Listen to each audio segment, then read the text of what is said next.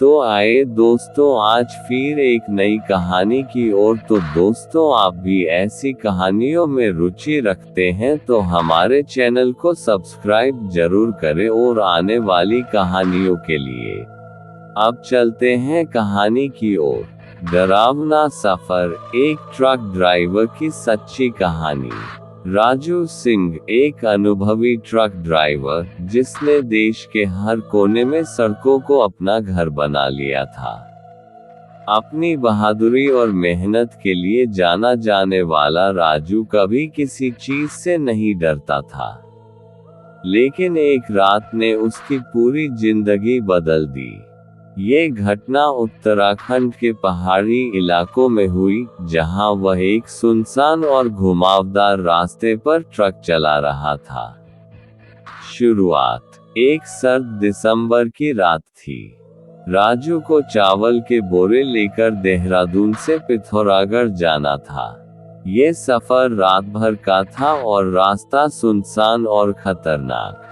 मौसम साफ था, लेकिन चारों तरफ गहरी धुंध फैली हुई थी। सड़क पर किसी का नामोनिशान नहीं था। रात के करीब 1 बज रहे थे और राजू अपनी ट्रक केबिन में अकेला था। पहाड़ी सड़क के मोड़ों पर गाड़ी सावधानी से चला रहा था। अचानक उसने देखा कि सड़क के किनारे एक औरत सफेद साड़ी में खड़ी है। वह हाथ उठाकर लिफ्ट मांग रही थी।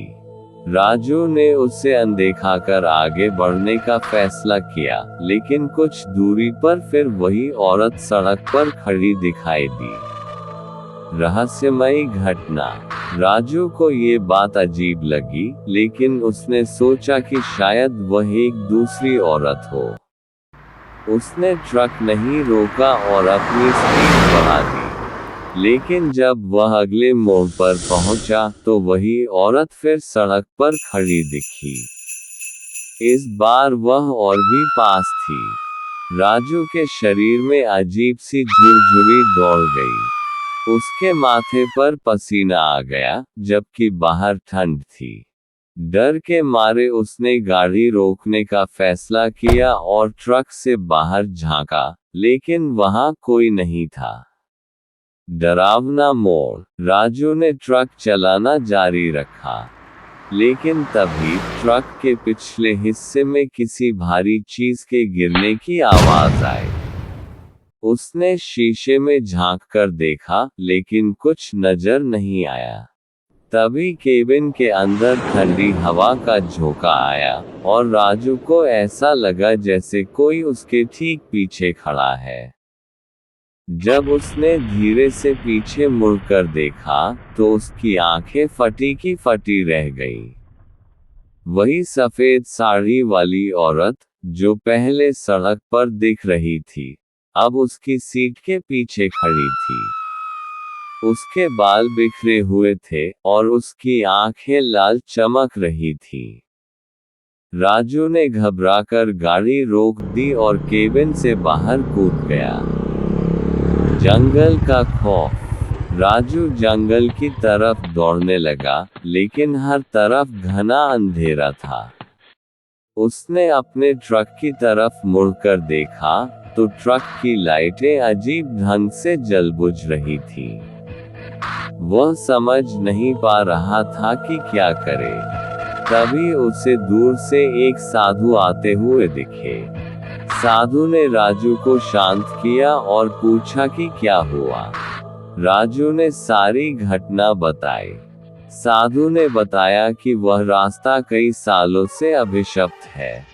कहा जाता है कि एक औरत, जो सालों पहले इसी सड़क पर मारी गई थी, वह अब हर गुजरने वाले को परेशान करती है। साधु की मदद। साधु ने अपने झोले से कुछ राख निकाली और ट्रक के चारों तरफ छिड़क दी।